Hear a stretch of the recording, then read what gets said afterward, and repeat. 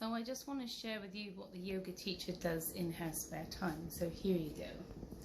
So here are the beets, and here is the tomatoes ready to go.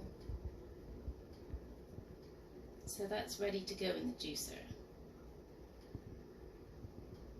So there you go, that's part of it. Here is the tomatoes. We've got about 25, 26. So here are the Romas. Look how big these babies are growing.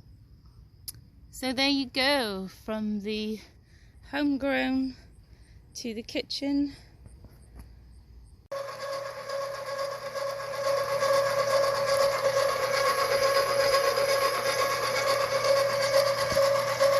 After that we have this, which I've just picked, so basil and oregano.